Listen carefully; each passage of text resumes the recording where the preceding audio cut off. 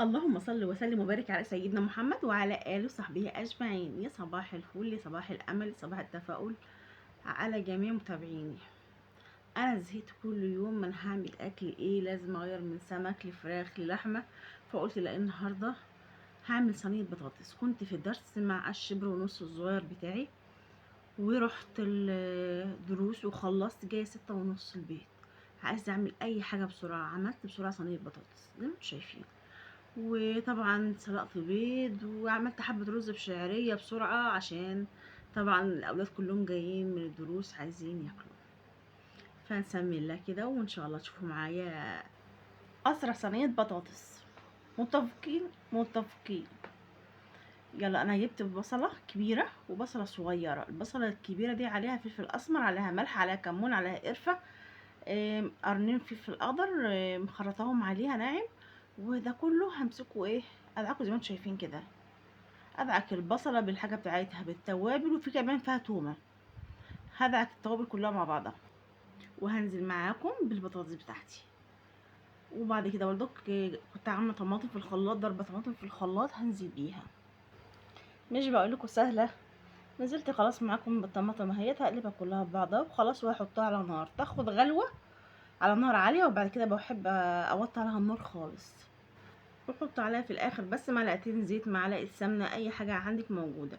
وبمسك بصلايه زي ما انتم شايفين كده وابشرها، بعملها شرايح رفيعه كده على وش الصينيه. بحبها جدا، وعلي بحب البصل في الشرايح ده. متفقين متفقين. حطوا لايك وقولوا، اكتبوا لي في الكومنتات بتابعوني منين.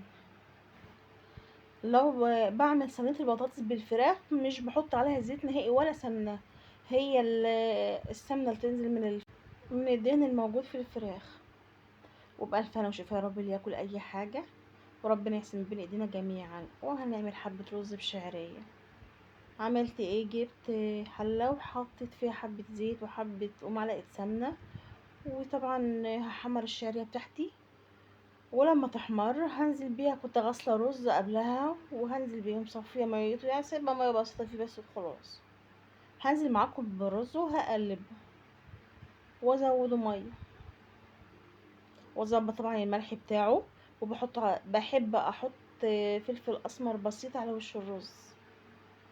البنات اللي بتحتار في الرز، انا هوريكم دلوقتي الطريقه. اللي بتحتار الميه كتيره ولا شويه، لما تحط الرز بتاعك وتزودي الميه بتاعتك وتزودي، حطي ملحك تظبطيه والفلفل الاسمر البسيط عفوا. لما بتحط زي ما بقولك كده حبيبتي، بتنزلي بحبه ميه بتاعه الرز.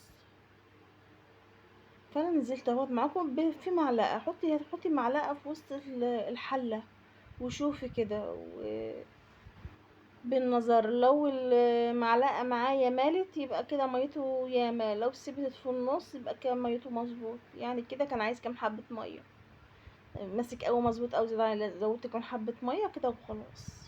اتلدم معايا الرز وكانت باص معايا، كانت نشفت شويه، قمت مزوده نص كوبايه ميه، عشان طبعا ما فيش حاجه يتغمس بيها الرز بشعريه غير صينيه البطاطس. وقلت ايه، طبعا عايزين بروتين جنب صينيه البطاطس. قمت جايبه بيض وسلقت بيض جنبها. وبألف انا وشفا يا رب كل اي حاجه. وعايزه دعوه حلوه كده من قلبكم، وما تنسوش تشتركوا في القناه عشان يوصلك كل جديد.